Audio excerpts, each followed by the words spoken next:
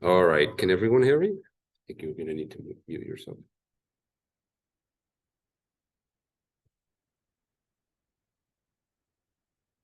Okay.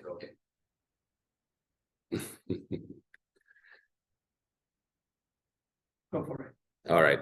All right. Well, good afternoon, everyone. My name is Gustavo Gonzalez. I am the City of Eastvale's Community Development Director. It is my pleasure to be here today in this inaugural webinar for Planners for Health, coordination with the American Planning Association in Inland Empire section. So I'm going to be presenting today on the Eastvale Open Space and Conservation Plan. So just quickly, I wanted to get up a sense of the room here, and I know there's people online as well, but where is everyone coming from here? If you can just kind of go quickly around the room and let us know. Sir? San Bernardino. Redlands, Riverside County Public Health, and Montana. Awesome. And then I know there's some folks online. I know there's some Eastvale folks online. So welcome all. So I know we don't have a whole lot of time, but there's a lot to cover. And definitely feel free to stop me as I go through the presentation if you have any questions or anything that you want clarification on. But basically what we did is we just updated our general plan. So we spent 4 years and we kicked it off in February of 2020. And so we went right through the pandemic of trying to get this general plan done. We got it done in 4 years, which I think is a great accomplishment. We just got it adopted in March this year. And with that, the general plan, we also did our housing element as well. So we got it all done in one shot. And we're very proud that we were able to get that done in that amount of time, given the circumstances.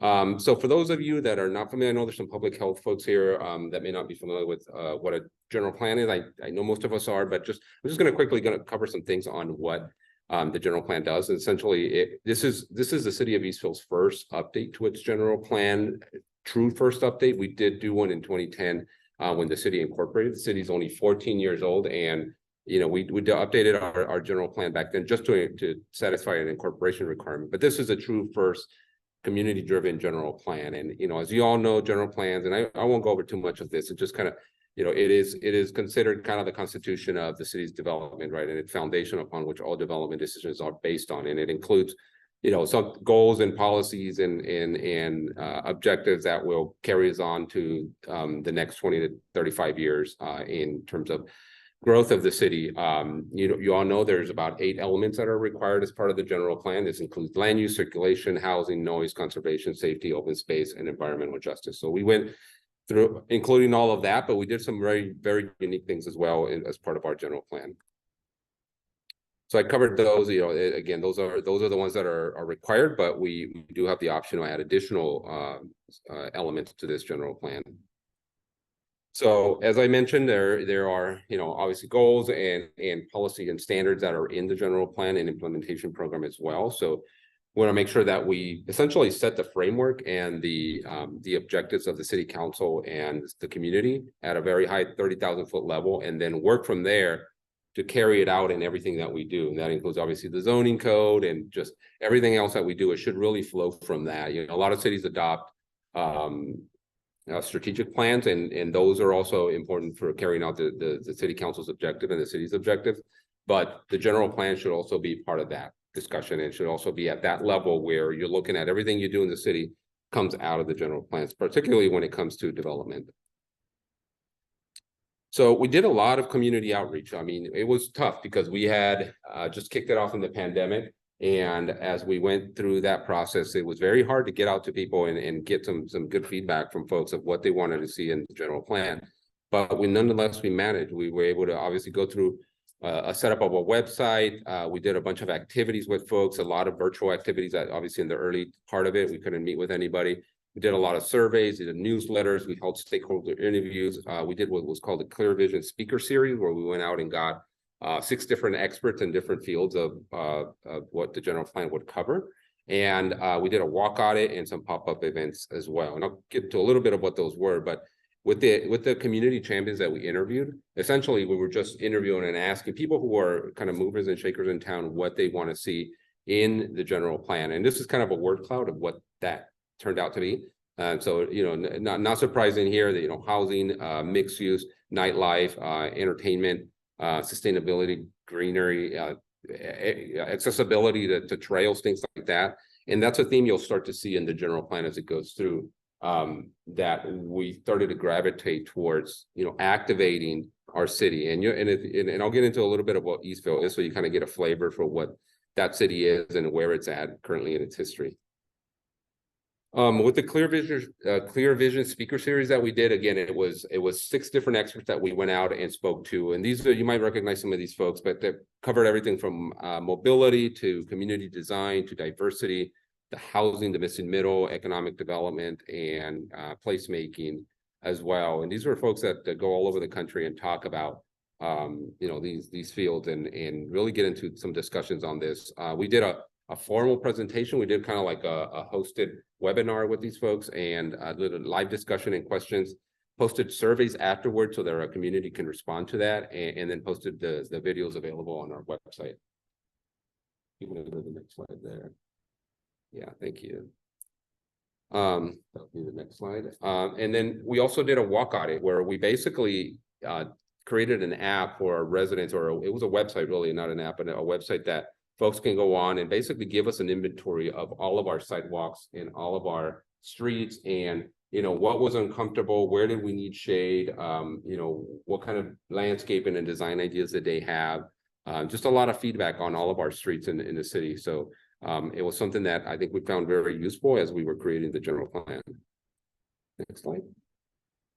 And then kind of our big outreach, one of our bigger outreaches, this one back when we were able to start out to get back in person and, distancing and all of that. We were able to get together an advisory circle.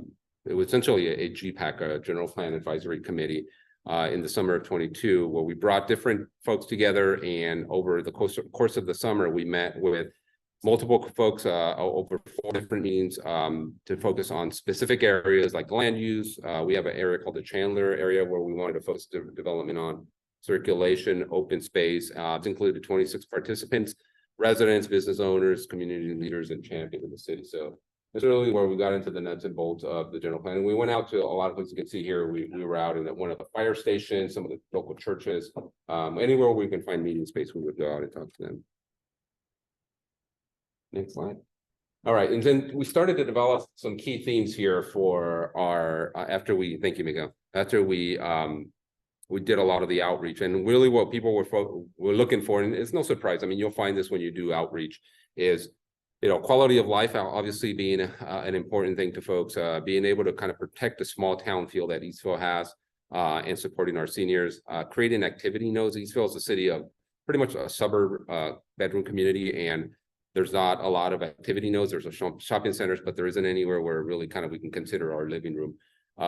Wanted amenities and identity to the city as well. It's a great, very well-designed city. It looks really good. The streets look really good. There's a lot of landscaping, but it's kind of one flavor all the way through. So they really wanted to create an identity to the city. Mobility and infrastructure was important as well. Eastvale is interestingly enough, a gridded city in terms of its circulation infrastructure when it comes to the major streets. But when internal to those blocks or large blocks, there's a lot of cul-de-sac and things like that. So mobility is important to be able to get around the city. It is a flat city, so there's not a lot of terrain. So it does allow for more, being able to get through the city without having to go around hills and things like that. Housing was important as well. It is with any city. We are in a housing crisis, and affordability is a big issue. So wanted to make sure that we had different housing types at different entry levels, so folks can come and live. Anybody can live in the city. And then economic development was another big one too. We want to attract large employers. Want to make sure that we have a large employment base so that folks aren't just driving to Orange County, LA, Riverside, wherever to work. Trails, parks, and natural features. That was a big one. So we have a lot of opportunity to really do this right. And this is what the bulk of the presentation is going to get into, is the trails and the access to getting outside and getting to parks and getting around the city. And then finally, diversity. We are a very diverse city. We have a good mix of folks, backgrounds in the city. And so we want to celebrate that. And that was part of what we wanted to include in the general plan as well. We did get some feedback from our planning commission and our city council just to make sure we were on the right track when it came particularly to the land use piece. And a lot of what we heard and we were hearing from residents too, is that we wanted to focus on vacant and underutilized areas of the city. So there are parts of the city that are, Eastvale is a city that's 95% built out. And there are certain areas that we can focus on, and those areas would be the downtown, and I'll show a little couple slides of what that is. But we are creating our own essentially downtown, more like a town center, but it is going to be the heart of the city.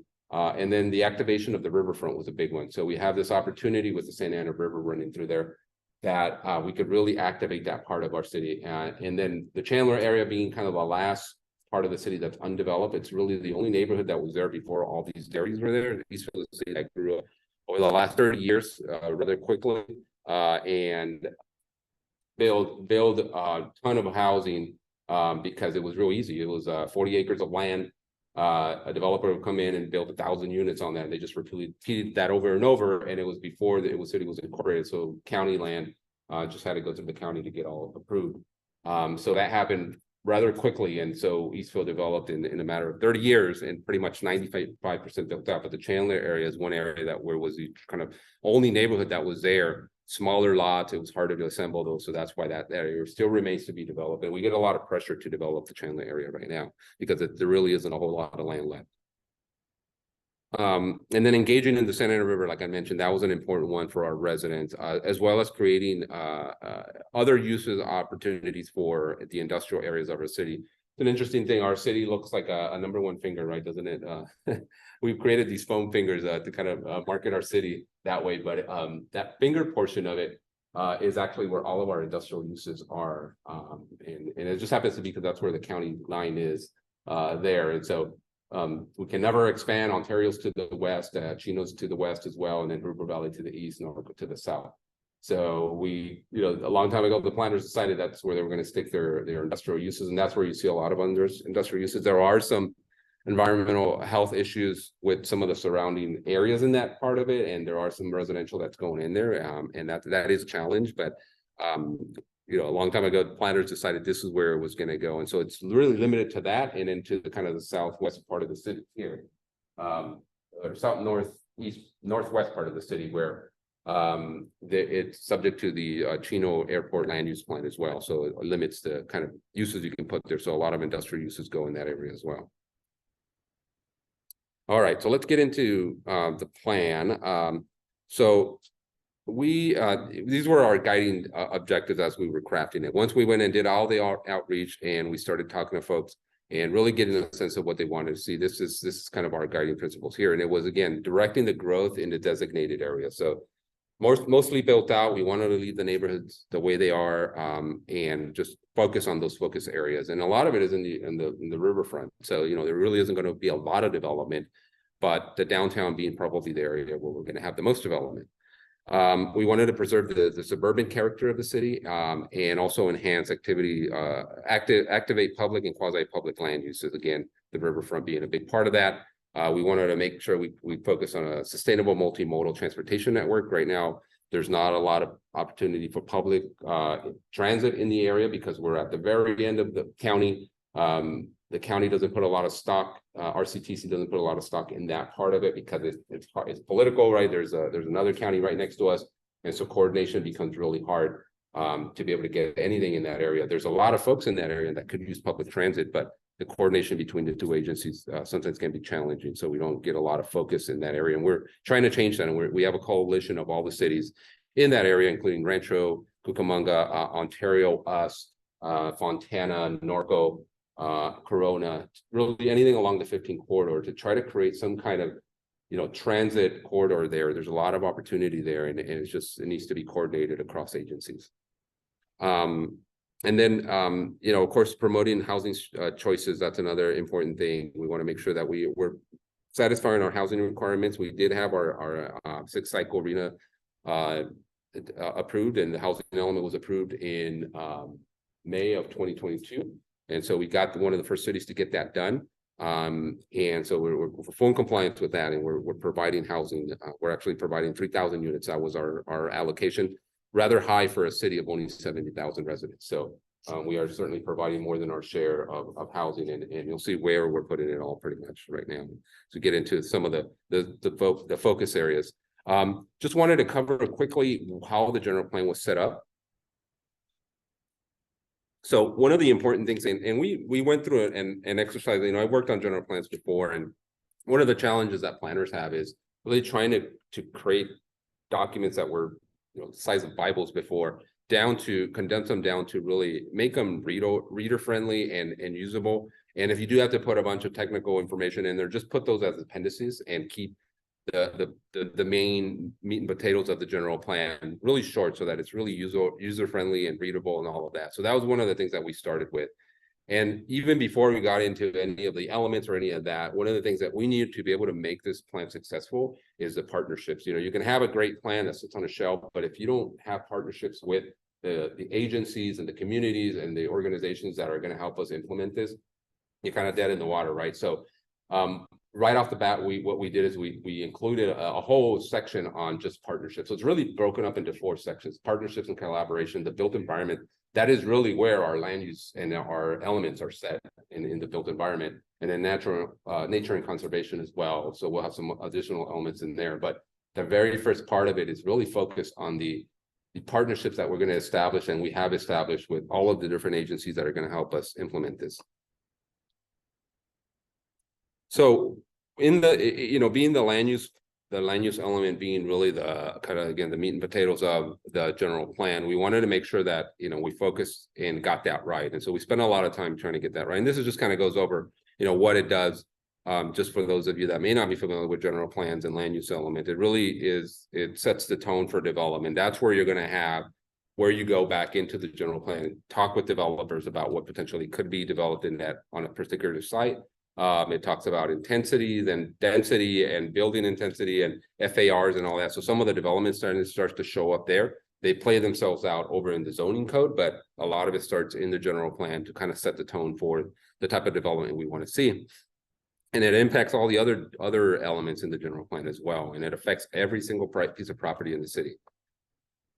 So this was our general plan here. And like I mentioned, our focus areas were really on the downtown, on the Citrus, which is a small property that the city has, about 20 acres the city owns right up against the river, and the riverfront really being a lot of the focus of what we did, and then the Chandler area. And with the downtown, I think I have that one next. So yeah, the downtown area, if you've ever been to Eastvale, right off the 15, you get off on Limelight, big shopping centers there, busy shopping centers. There's 160 acres where you see West Downtown here. That is what we're considering our town center. That's 160 acres of land that is vacant right now. And so this is what's meeting our arena. So this is bringing 2,500 units centered around our civic center. If you ever visit us at the city of Eastvale, we rent a space from the Lewis company in a shopping center right next door. We're in a little tenant space. We have no space for us. We're bursting at the seams. We're trying to lease space next door. But that's not our long-term home. We are building our civic center right now, and the city has about $100 million set aside to build a civic center. We thought that was enough. It isn't going to be enough. We actually have to go and build a bond for another 100,000 to even try to get close to building this out. But we are building a 50,000 square foot city hall, a police station, a fire station, and a library as well. And that is all focused around this area here. So right at the center, right to the south of the park here, this area right here, this is all of our city hall, our library, and our police station right there. And then a big park, 2-acre park, an open plaza. And then all of this is about 500,000 square feet of commercial. The rest of it to the south, east is all commercial development. And that is going to be denser, compact development. We envision it as, parking structured, pedestrian plaza down the center, no surface parking, very little surface parking, all in structures to be able to get into this area. And then all of that surrounded by 2,500 units of different types, everything from single family, detached, small lot to apartments right next to the town center there. And so that is what we're considering our town center, our downtown. We're very excited about that because we have a developer that is building pretty much it's already under construction. The first phase of the housing is already under construction, and they are pretty aggressive about it. So we should be able to have all of this done within the 8-year span of the arena. So we can honestly say, I think we are going to meet our arena this cycle with all this housing. And then we had an area called the Downtown East. There's one opportunity on the right off the freeway there, where there's about 18 acres. Where we also the southern part of that. So this site right here will serve another 300 units, and that'll also satisfy our arena requirements. Again, our arena was 2,500. This will be 300, and then we have another overlay zone on the commercial development to the north to be able to bridge the gap to get over the 3,000 mark for our arena as well. And then we envision some kind of office or commercial development right on the corner there.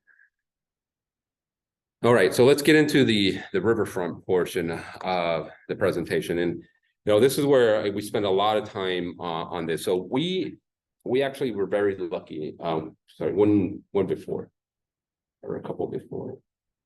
Oh, yeah, there you go. That's it. So we were we had a consultants, Placeworks and Michael Baker, who were leading our efforts in the general plan, and they gave us an opportunity in 22 to go out and meet with a group of UCLA students who focused their entire summer on how do we activate Eastvale's riverfront. And they did a great job, and it was professional quality work that they put together. And it was a group of about 15 students led by a professor.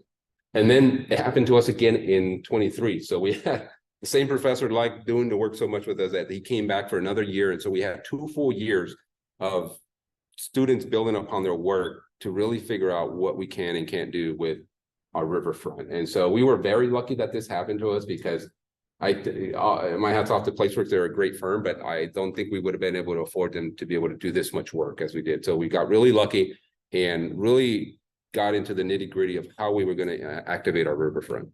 And we've been working with other cities, Riverside, I know Anaheim, some other cities along the Santa Ana River corridor have also are active in trying to activate their riverfront. So we've been having a lot of collaboration with them, and I hope some of those folks are on this webinar here today to collaborate on that later. But it's a great thing to see that cities are really trying to take advantage of any city that runs along the Santa Ana River.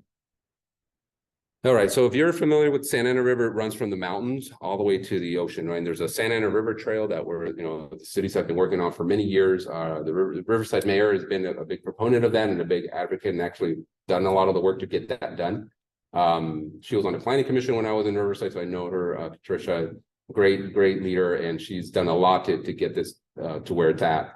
But our portion in Eastvale is a small portion, but it's a very unique portion. So if you know the Santa Ana rivers that come out of the mountains, there's the Prado Dam that it's just to the west of us, and that holds up a lot of water. And there's a sewer treatment plant in Riverside that dumps a lot of water into it. So this portion of the river right here, it has the most water probably of anywhere in the entire stretch.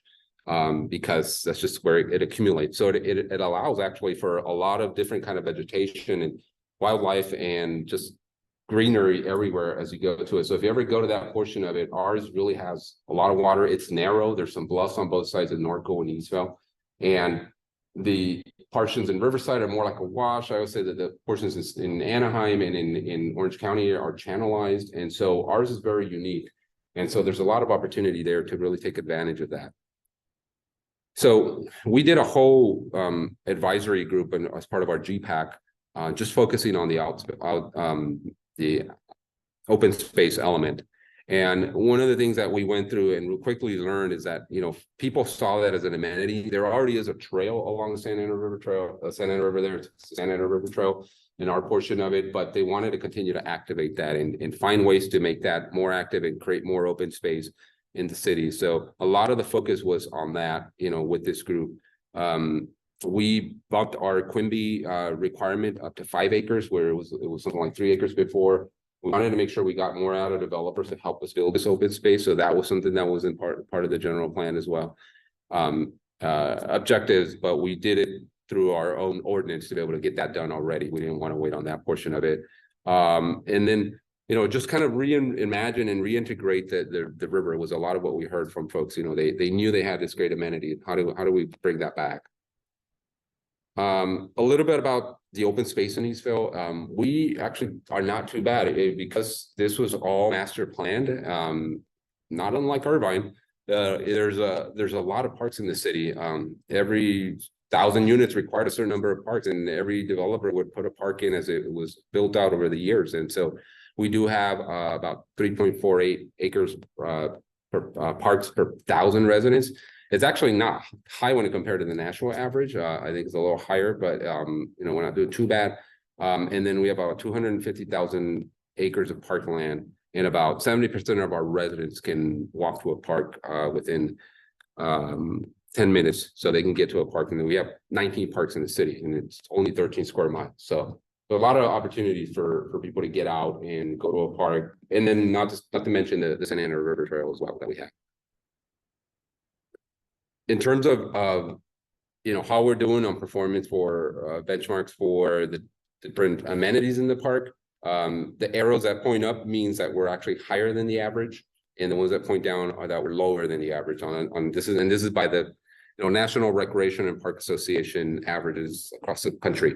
And so the only two that we're down on is the tennis court and the pickleball, because we don't have enough of those for our residents. But everything else, Eastvale is a very active young city. There's a lot of sports and folks who go to parks and take advantage, and a lot of Little League and soccer and all this other stuff going on in the city. So there's a very active community there already, and we just want to enhance that with our general plan. We have about 4 miles of trail, which is again higher. 4 miles of trails per every 17,000 residents, which is higher because the median is 19 miles per every 1,000. Said that wrong, but anyway, we have a higher we have more trails than the average.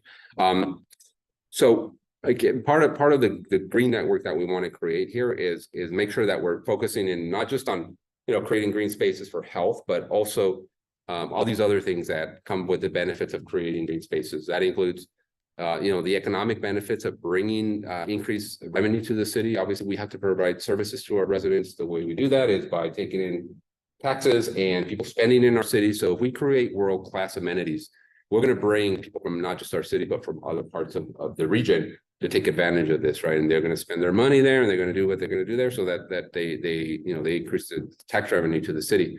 It increases property values, obviously, so that's a source of revenue to the city as well. There's employment opportunities if you really do have some visitor centers and that kind of things that would include employment. We do flood control as well through a lot of the open space, so that helps with some of the damages that come with that if you don't do it right. And then the opportunity for open space event revenue as well. And then on the social side, we all know this, open space leads to fewer crime in cities, because it gives people an opportunity to get out and be involved in something. There might be a Little League or something that you kids can get involved in, and they're not, out running the streets. And so there's opportunity with obviously with open space, environmental education being another one, increased community interaction, arts and culture fabric as well as part of the social fabric and social benefits of bringing in more open space to your city. And then on the environmental side, obviously climate resiliency is a big part of it, reducing the heat island effect, planting more trees, having more green space, that is all going to go a long way towards helping us reduce the heat island effect, improve air quality as well, and improve water quality and enhance biodiversity. So that's all benefits that we're looking at as part of our open space element. And then health and wellness, of course, right? There's obviously a direct connection to getting out and being active, being in parks and getting involved in sports and that kind of thing. So obviously that helps with everybody from young to old to take advantage of that. Next slide. All right. So when we started looking at and doing the analysis, and this is a lot of this comes from the work from the students did from UCLA.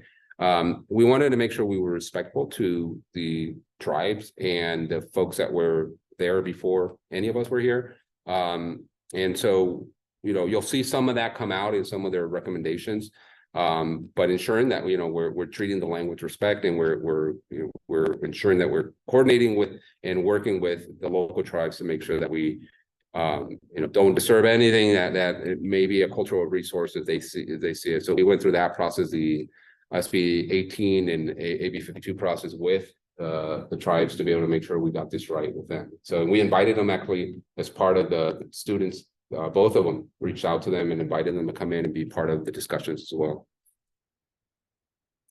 All right, so getting into, wait a minute, I think there's one before that.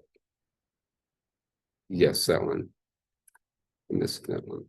Hope I have the right one.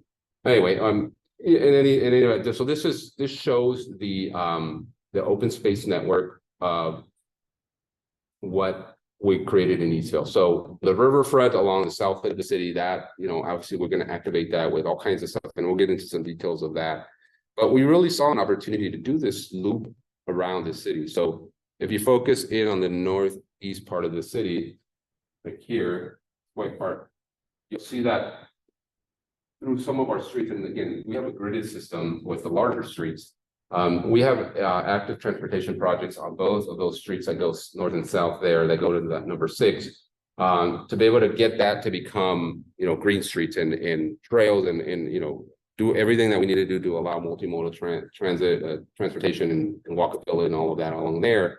And then getting down into the river. So from downtown, where our bulk of our highest density is going to be, all the way down, and then through the river, all the way, you know, through trails and any part that we can activate along the riverfront, and then getting to the southwest part of the city. The big yellow area there, number 3, is what we're looking at as potentially to be what we're calling the Grand Park, and that is about 300 acres or so of open space that's in the flood zone that we can never build any housing on it. We can never put anything on it. It's in the flood zone. But what a great opportunity to build a grand park like the Great Park in Orange County, in Irvine, and, you know, as far as New York's Manhattan and Central Park, you know, any of the great parks that the big cities have, right? This is an opportunity for us to do something unique and really cool with our city. And what, you know, again, we don't have any other option other than to keep it as open space. So why not turn it into something really cool and something that really can really enhance the open space amenities in the city. And then going north to that, the Chandler area number 2, there's an easement that runs along there. It's the Cucamonga Creek that comes out of the San Gabriel Mountains and goes into the river, San Ana River. So we have a channel lock, but there's an opportunity to turn that into trails. And then as you go north and you get into the kind of north, the east-west section there, the brown line, that is the SEE easement that's running through there. So that's another opportunity. There's already trails on that. And so that connects back up to some streets, back up to downtown. So we had this opportunity to kind of create this loop all the way around the city. And then all the parks that you saw before are all scattered through there. So we have just this really incredible opportunity to turn Eastvale into a really walkable, access to parks, access to open space, and all kind of in a compact 13 square mile area. So we really want to take advantage of that. That's what a lot of the focus of the open space and conservation element did, and a lot of what the UCLA students did is focus on trying to figure that out, how to make that happen, and what kind of things we need to do to make that happen. Next slide. All right. Go back to that, the one after that one. So I think I have a different, I'm going to send you a different presentation, but it's okay. Hold on. Go off of that one. Okay, so you're on that one. Let's go there. So this focuses in on the riverfront area, and, you know, a little bit more detail as to what that starts to look like. This is more of the urban design kind of and you know, spacing out of what we can use this for. And one of the we brought in when we were going through the second phase with the UCLA students, we brought in somebody from Webb and Associates who's an expert on MSHCP. And she was gracious enough to join us for a couple of sessions. And she really, you know, one of the things that the students quickly learned is that they thought they had all these great plans to activate the riverfront. We're going to do all this cool stuff in there. And she was like, no, that's not going to happen. There's a thing called the MSHCP, which is the Riverside County Multiple Species Habitat Conservation Plan. And it really limits what you can do in that area. And so one of the things that we did is like we quickly learned and wanted to understand what was the extent of that. And what we learned is that like that boundary pretty much covers the entire riverfront. There's opportunities to go in there. And then we also learned that there's a lot of invasive species in there. There's a lot of efforts from other agencies to try to revegetate and clean up that area and make sure that, you know, you get rid of the invasive species and conservation of native plants and native species and all, and animals and all that kind of stuff. And so that was a big eye opener to us, because we had all these great plans of, hey, we were going to do all this cool stuff in the riverfront, but it quickly learned that that wasn't going to be as easy as we thought. Next slide. So we'll get back to that a little bit right now, but on the Grand Park, this is kind of the ideas that started to come out. And again, going off of the fact that we couldn't do much in the Grand Park area, I mean, in the multiple species habitat conservation areas, you know, the Grand Park also has a lot of that as well. And so we quickly learned that we have 300 acres or so. That's the size of Disneyland, like 100 acres or something like that. You know, we had some comparisons of other parks across the nation, big parks. We have a ton of land, 3 times as much as we would have in a lot of other places. And it allows for a lot of development and a lot of opportunity for open space. But at the same time, we have to be sensitive to the conservation part of it. And so a lot of this actually ends up being conservation. And one of the things we learned through the experience with the web expert was that we needed to be able to give and take with the agencies to say, hey, we're going to revegetate, we're going to help you achieve your goals if you let us do certain things, right? And that's really the real part of the relationship part that we put in our general plan, is establishing those so that we can actually implement this. And so we learned, to talking through them, that like the north part of this is really what we can put our active recreational kind of uses. So ball fields, anything that's going to have high traffic use is all going to be on the north part of it. And then the rest of it becomes trails, conservation areas, some passive areas, but it isn't all just, you know, a big open space area where we can just put a bunch of ball fields in it. It isn't going to work that way, because we would never be able to get that implemented. But there are portions of it that we can, and there's so much acreage in already other active recreational areas in the city that, you know, we want to enhance those, but we don't have to use this entire land just to do that. Okay, if you want to go to the next one. Oh, go back. Yeah, so that one showed the scale of that Grand Park. So 100 acres north, that is the north part of it. So that's just 100 acres where the active recreational areas I was talking about. So this equates to the Great Lawn and Castle in Central Park. So if you've ever been to New York City and you go to that area, that's kind of that area. About the same size. The Rose Bowl is also about 100 acres in the parking area, and the Rose Bowl and the parking area. And then Disneyland is about 100 acres as well for just Disneyland Park. And so we have 225 acres, spoken 300 acres, but 225 acres of land that we can really use and turn into something really special. So the key concepts that came out of the discussions with the residents and with the UCLA students as they did their work was to, you know, create a sense of place, make sure that we had elements to educate folks about the area from an environmental standpoint and ecological standpoint. Obviously, respecting the work that's being done out there for habitat conservation and creation. But we also wanted to make sure we had elements that the community was going to be looking for, right? And opportunities to do community and recreation, cultural history, ensuring that we teach the history of the area, and water management is another big component of this. So the flood control obviously having a big part of this, because they want to make sure that we're safe and we're not putting people at risk with flood when the floods come, right? And so we want to make sure we were respectful to that as well. Next slide. So this, you know, and I'll go through quickly through these slides, but this starts to show you how we started to think about the Grand Park as we went through it. You know, the active portions of it on the north part, the sports and health, what we called, were in that 100 acres on the north part of it. And as we go kind of north and south along it, we had opportunities to do events and gathering spaces. So there were little areas here and there where we could, you know, bring in folks and they could gather on a lawn or whatever, but it's all connected to trails. So you wouldn't be able to just kind of walk off and get onto the site. You'd have to go through trails to get through there. And then want to go to the next slide. So natural play and exploration was another part of it. And we wanted to make sure that we, you know, we had the opportunity to educate, to get kids out there to learn about nature. And so, you know, like a visitor center and educational center was a big part of it. So we started identifying where those potentially could be.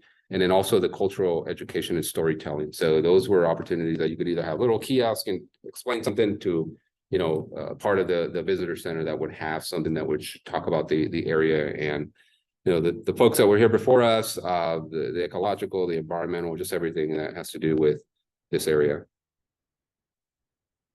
And then finally, the habitat also being an important element as well. So making sure that we respected that we followed the MSHCP. And so this plan reflects that we ensure that we're going to be in compliance as we start to go through the process of developing this grant park.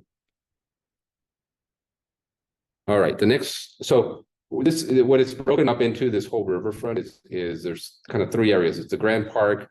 There's this area called the Riverview Park. It's a defunct Riverside County park that's been there forever, but it's not in use. And then the river corridor itself. So focusing in on the Riverview Park area, there's this park is really unique and cool. If you go to the next slide, you'll see here there's a renaissance fair that happens here every year. The middle portion of it, as you see here, through kind of where all the little buildings are on south of the 8 and east of the 12, is actually a collection of about 30 little shacks that look like a medieval village from like the 1500s. Somebody invested a lot of time and effort and money into this over the years, and every year for the last 20 years, there's been this Cronenberg Renaissance fair that happens there. It happens right after the one in Irwindale. It's actually going on right now. It's from Memorial Day to July 4th. It's kind of their time span, 5 weeks. And so every weekend you can go out there and check it out.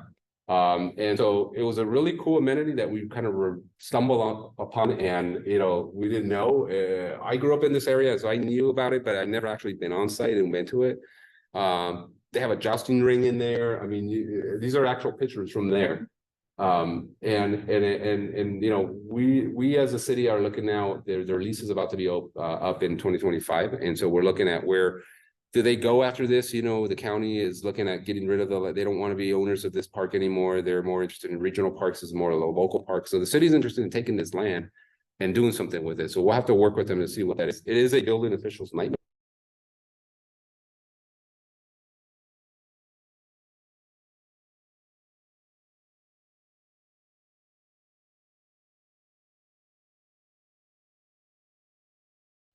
The students came up with some really cool ideas. So the rest of it is a defunct park, but it's open space that we can think there's a band shell there. They had this really cool idea of doing and turning it, giving some shade by kind of paying respects to the tribes that were here before, and doing kind of like a basket weaved structure over the band shell and in that area. And so really cool stuff that they came up with. And again, these are all conceptual. Everything we're talking about today is all conceptual. It's all just ideas that we are putting in our general plan and setting the course for them over the long term, right? But the council has adopted them. We have vetted them, and hopefully the partnership part will help us to get to those ideas. And they'll probably morph over time and turn into something somewhat different. But the concepts and the idea of creating open spaces there, and that'll stay. And so with the Riverview Park, again, another opportunity in addition to the Grand Park, another few acres here to be able to do something really cool. And this is right off of Archibald, as soon as you come out of North going to Eastvale on the west side of there. Okay, and then the next slide shows another cool idea that they really came up with. They were throwing everything at it. And again, we put it in the general plan just to have it as some future planner looks at this and say, hey, yeah, we should really pick up on this and do this.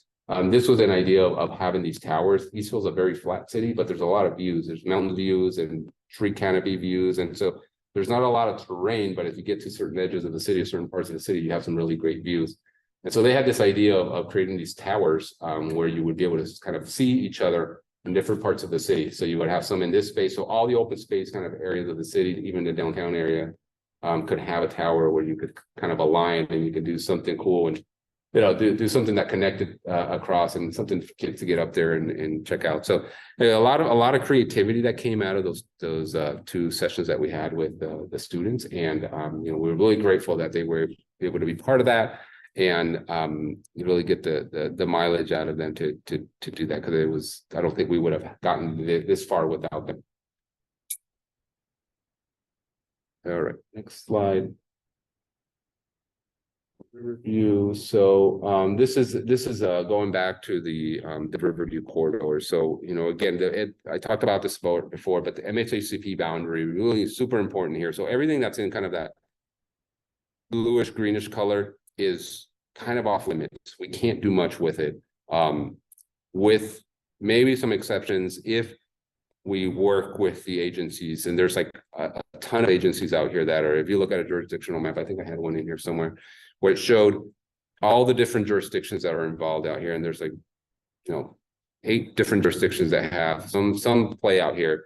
And so we're going to have to coordinate all that to make sure that, we're respecting all of their work. Some of them are there for flood control. Other ones are there like Army Corps and, the wildlife agencies. They're all there for their own specific reasons, but we want to make sure that we're, coordinating with them, because otherwise it doesn't happen if we don't coordinate with them and advance their goals. So part of what we thought about is, okay, so how do we activate this area if we can't get too far into it? We've gone down there. You can actually, it looks like a Costa Rican jungle when you get down there. It's so dense. You have to actually kind of go your way through paths and stuff like that. But a lot of it is invasive. It's just plant growth that's growing on top of the native stuff, and it's caused a major issue. And so we have a lot of mosquito issues down there. There's a lot of standing water and stuff like that too. So there's a lot of work that needs to be done to bring this back. But we want to make sure that we're working with the agencies to be able to get to achieve that. And so you go to the next slide. Go to the next one. So this, these are different maps that they put together that show kind of all the different habitat, water quality issues, sensitive species, forests, hardwood forests, canopies, and just, kind of an overall inundation areas and overall analysis of everything that we have to deal with. So there's a lot going on down here that different agencies are working to make sure that they're advancing their own goals and redoing this area and bringing it back to what it used to be. Go to the next one. Okay. So this one, again, my point here with this one was it showing again the MSHCP and the extent that they're involved with here. So it goes into the Grand Park as well. So as you see, that's why it was the way the students designed it, was to be able to stay out of those areas, because those are all drainage areas. As you see in the Grand Park, the yellow part area that has the green portions in it, that's all drainage that's coming off of the residential side that's been piped in there, and it goes through there and it goes into the Santa Ana River tributaries and all of that. And so, we need to be sensitive to that as well, because there's habitat and other stuff in that area. So I think this is my last slide, but what we had, one of the thoughts that came was, okay, if we can't go into, and we don't want people trampling and walking and getting into the water and doing all this stuff, what can we do to activate these areas? And so one of these really cool ideas that came out of this, in addition to the towers, because those are just one little thing, you get up on top of them, you're outside of the ground and outside of the plants and stepping on things, is this idea of creating walkways in that area. So having walkways that are strategically placed, sensitive, people stay away from the ground, they're not disturbing animals, they're not disturbing plants, and the agencies are able to do their work, and you're still able to enjoy this area and get into this area. And this is, this is how you do it. Like if you ever go to the Everglades in Florida, kind of how they do it too, right? You have to, with a lot of swamps, there's part of walk on swamps, but at the same time, they do these walkways to be able to enjoy nature, but at the same time be sensitive and not disturb a lot of the work that's being done and the flora and the fauna that's out there. So that's an idea that came out of this as well in our general plan. And so that's in there. So we hope that someday this comes to fruition and this is able to see the light of day. And this is what this part of the riverfront would look like in the city of Eastvale. So with that, I think that is my last slide. So I'll open it up to questions. I don't know how we're doing on time. I know about 10 minutes, but definitely leave it open for questions and comments or anything that anybody may have. I don't know if we're going to have any online, but yeah, thank you so much.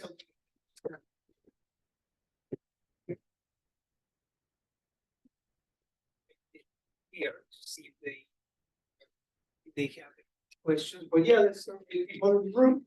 Yeah, Eastvale is people like I used to work there years ago where still don't have a the last one left in 2020 was the last area. Yeah.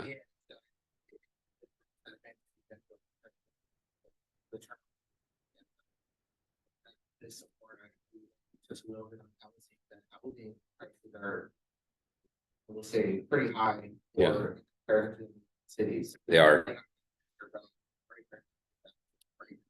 Yes. So think about that. The food spaces. I think they should, I think taking into consideration food is all these things. Yeah. Absolutely. Taking into consideration how these being built. Yeah, no, that's a great point. And you know what, Lee, if you start to look at the economics of why that is, it has to do with the sizes of the homes. So 3,000, 4,000 square foot homes, the price per square foot is, you know, it is a little higher than other cities, but it's not so much higher. But because the houses are so large, the price per square foot drives the price of the home to the 950,000, right? So what do we need to do? We're looking at, okay, what about housing that's not 3,000 and 4,000 square feet? What about housing that's only, you know, 1,100 square feet or 1,000 square feet so that the price is lower? And part of the downtown area, we just actually met with the developers yesterday. They're starting to look at pricing. They're going to start out in the high 400s to 500, still a lot, but it's half of what we're normally seeing because these houses are more compact, they're smaller. They're going to be in this great livable downtown. You're going to have access to all this stuff. So that's a really important part, is introducing housing that isn't just for one subset of the population. Can you paraphrase the question for the audience? Yeah, the question was, you know, the who are we building these spaces for? Because of the cost of housing in Eastvale is so high. You know, so it's a certain subset that can afford of the population that can afford to live there. And so how do we ensure that this is open to anybody of all different kinds of income levels and not just people who can afford to buy a $950,000 home?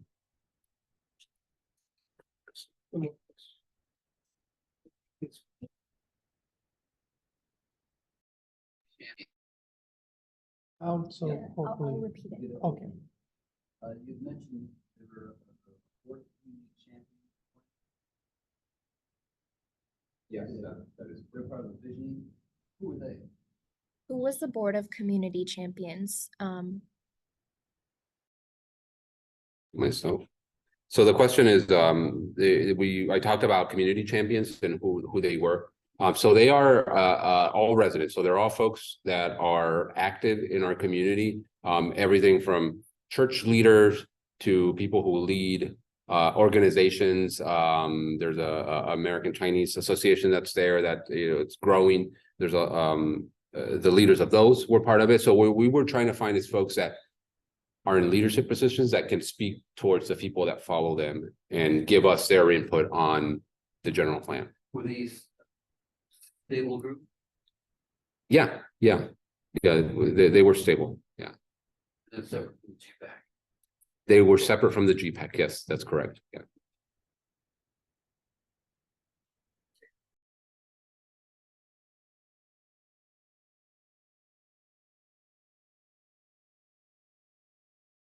Another objective for like reducing, maybe it's part of the same objective, also reducing traffic.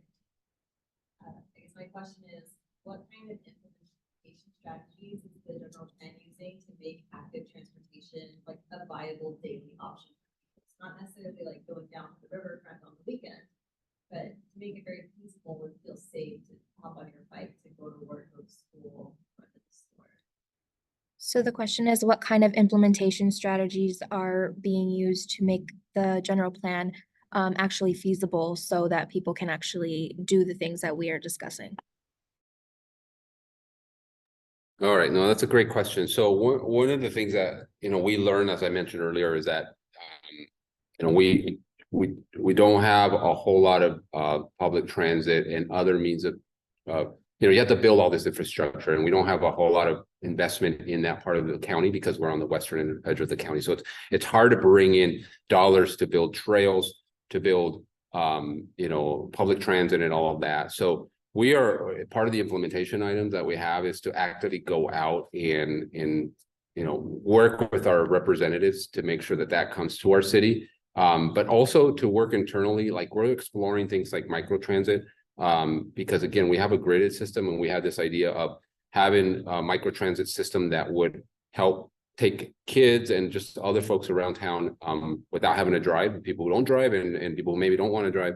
And then obviously this trail system that we're working on, the active transportation projects that we're actively activating, those river corridor or those street corridors, those are helped already in the process. And then the easements that I talked about, those are already in. We just need to activate. One of them already has trails in it. So there already is some trail system in there that we're going to continue to improve on. So part of the implementation of this is now, okay, do we do an update to our trail system and incorporate all of this and then actively go after money to implement those items? Okay, I'm going to be reading some of the online questions. So the first one is, can you describe the edge between the city and the park? Is it a road? Is it residential directly adjacent to the park? What thought was given to the relation of the park edge with the city? Okay, so if you're talking about the Grand Park, and I'm gonna get to that slide here.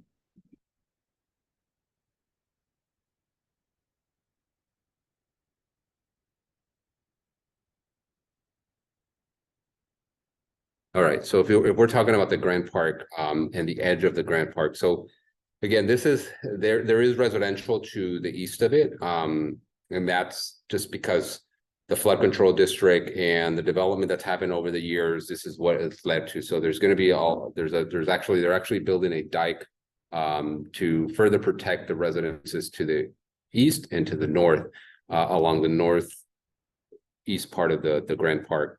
And so that edge right there is a hard edge because there's already walls there. We're not going to be able to open that up. It's people's backyard. So, there are some challenges there to be able to get there, but there's opportunity to access the park from areas to the north and to the south. So folks will have to kind of go around. And then on the west side of it, that's actually the city of Chino. That's all flood area as well. So everything to the west of the Grand Park is all flood area.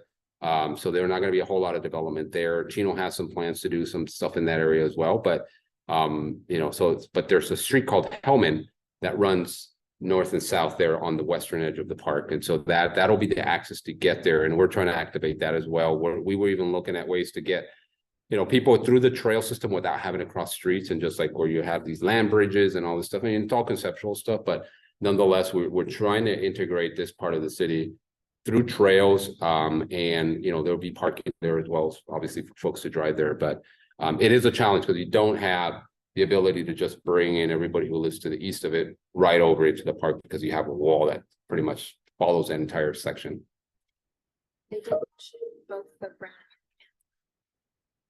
Yeah, the river park is also challenged because it's on the south part of the city, and it's separated by Archibald and then the Santa Ana River to the south, obviously. So getting to it is a little bit of a challenge. A lot of it is, but again, with the trail system, that's what we're hoping to, is that the bigger picture idea here is to be able to build a trail system that you can get from downtown all the way down to the Riverview Park if you wanted to on a bike or by walking or whatever it may be, and that there was a trail system that connected you through streets, through all of these open spaces. That's the long-term play here. Mechanism to pay for the ongoing maintenance of the open space areas. Was there consideration for this? So that's a great question. We don't have, obviously right now, a way to pay for this. One of the things that we thought about was we put into the implementation items is to explore obviously the park fee is a big part of it. So we upped our Quimby fee. So that's the fee that developers pay to build parks. They either build the parks or they pay a fee into it. Our fee got higher. So we're going to take that money to be able to put it, and they can just put the money into a pot, and then we build it, and then we go in and do this stuff. In addition to that, going after grants as well. The city of Ontario has just broken ground on their Grand Park or Great Park just to the north of here in Ontario Ranch. So they've been a great resource on how to get that done. They kicked theirs off in 2005, and they're finally broke ground like last year. It took them a long time, but a lot of that was paid through all of the development that's happening around in Ontario Ranch. And so that's helping to pay for some of that. We have park fees that we're collecting on all of our 2,500 units. And so there's a lot of money that's coming into the city that we're hoping that will go into this. But in addition to that, obviously going out and getting grants as well. And then the city will have to, you know, if it's important to the residents, we'll put some of it in there as well. Well, with that, thank you so much, Gustavo. Thank you all. Thank you, everybody online. Would you like to say a few words? Okay, good. So with that, we are adjourning. Thank you so much for attending. Thank you all. Thank you. And can you stop recording?